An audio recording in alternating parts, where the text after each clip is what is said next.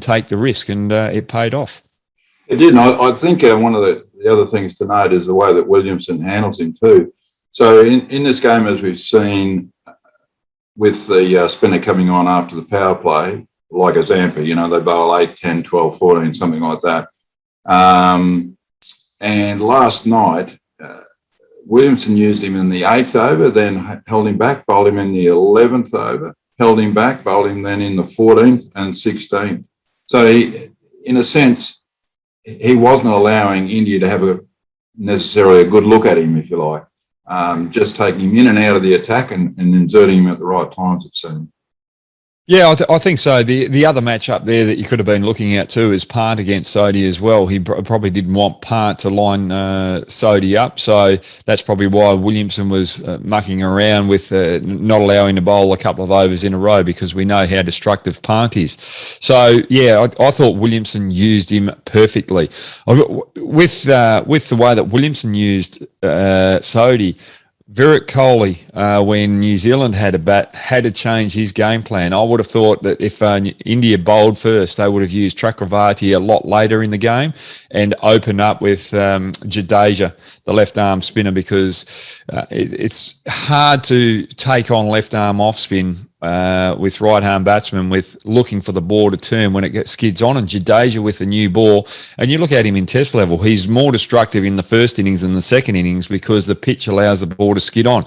So what that we're saying there is when the ball's shinier, that's when he's more destructive. So Virat Kohli had to go with his weapons, bowling first in Chakravarti and Boomerang, and try and get the big breakthroughs and try and get 3 early wickets. So really, the game was won and lost tactically before the game was even set, with just a change of lineups.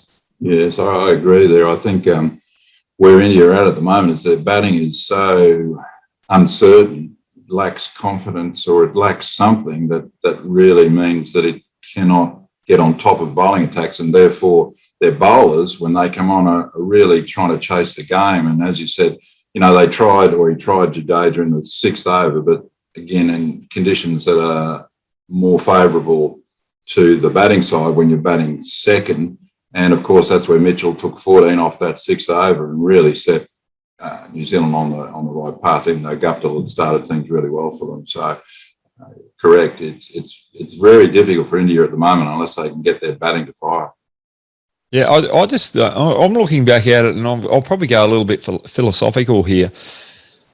I just felt that they panicked in the selection room, and I was a bit worried about that after they got beaten by Pakistan, because it's a real emotional roller coaster for India getting beaten by Pakistan, and that clean record that they had was broken. So for me, it was panic selections, not going back to their strength, and taking too many big risks. And look, when you're selecting a team and you're going through these, or you're setting up for a T20 World Cup, yeah, and Australia are doing the same thing. They're chopping and changing their batting order. And for me, I'm looking back through the most successful times in those World Cup campaigns, the lead up to it.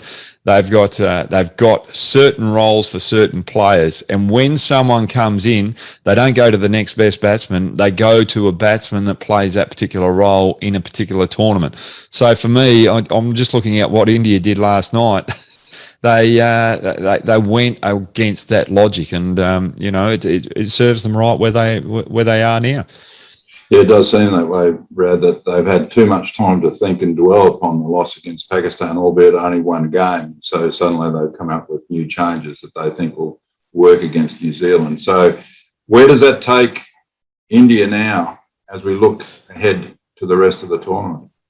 Oh, look, obviously they're going to hope that New Zealand beat Afghanistan, but I can see Afghanistan having a couple of upsets here. I like their mythology, the way that they're going. Against Pakistan the other night, they lost, but they went against the grain and batted first under lights. And for me, they're going to their strength. They're using Rashid Khan differently. They're using him out the back end.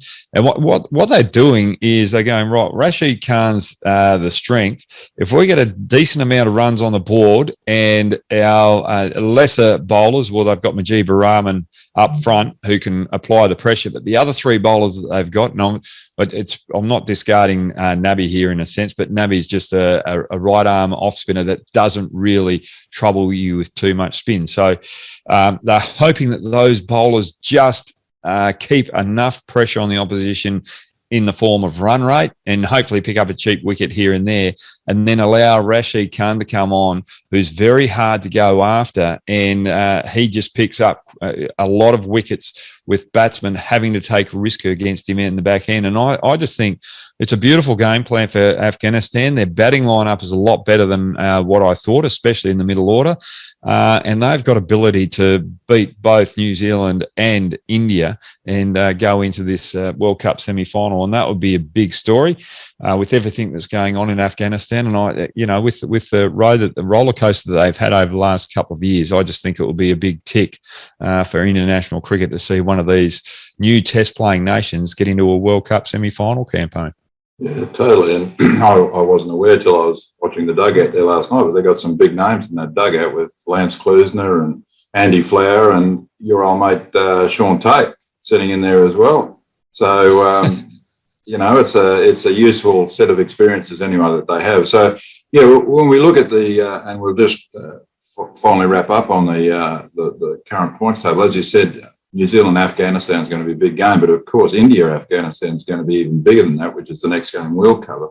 Because right at the moment, Afghanistan, although they're running second to Pakistan, have the best net run rate of any team in that group, whereas India have the second lowest run rate. So India not only have got to start winning, but they've actually really got to start winning very, very well to get their net run rate up. Yeah, well, then you look at the emotions as well. You can see the panic in India against Pakistan, especially. I still remember, and I think I alluded to it, when they were sitting batting first, you could see the pressure on Rohit Sharma. You could see the pressure on Boomer in that particular fixture. And then all of a sudden, that pressure, it's very hard to change within a week. And you could see it again last night against New Zealand. And now that they're against Afghanistan have just got to go out there and enjoy themselves and go, right, if we beat them, well, we've had a good roll. We've got nothing to lose right now. They've got everything to lose right now, India. We've just got to play to the best of our ability, keep it nice and simple. And if we get victory tonight, then all of a sudden the pressure's on New Zealand as well, because they haven't beaten India or Pakistan, and their run rate's not as good as Afghanistan's as well. So Afghanistan are in the best possible position they could be in for a World Cup tournament right now. Right now, yes. Well, I'm sure MS Dhoni, who's sitting inside that Indian dressing room, is a man that they'll need some of that spiritual calming influence to, as you say, bring down those emotions so that they can play on their abilities and skills and not be distracted by everything else that's going on around them. So it's all to do for India. So look, thanks again, Brad, very much for your commentary again today.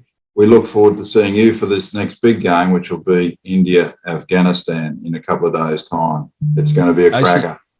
Yeah, can I just say something? You brought up a good point there. MS Dhoni is in there as a mentor as such. But just looking at the dynamic now, it could be just one too many big names in that particular area where there's too many Chiefs and not enough Indians, if we can have that saying in this particular podcast. So that's another thing that you probably have to look at in that Indian dugout. Yeah. Sorry, John. We're trying to get it going, but I had to bring out that point. No, as you know, there's lots of dynamics that go around in a team and in a squad and through a tournament, and there is nothing like a winning dressing room where everything seems to roll and fall into place and can't put a foot wrong. And when you're losing, wow, there's everything that you could imagine being said, being talked about, tippy-toeing around on eggshells, a whole lot of things going on in there. So yes, too many voices can really add to that. But anyway, we shall see. Next game, India, Bangladesh. Good on you, Brad. Thank you. Thanks very much, John. Cheers, mate. Bye. So again, thanks once again to Brad for his insights and experience looking inside T20 cricket.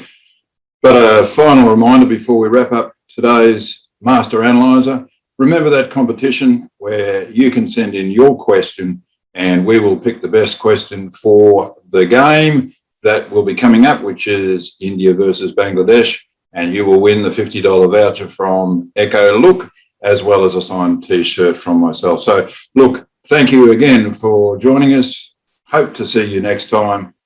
Catch you then. Bye for now.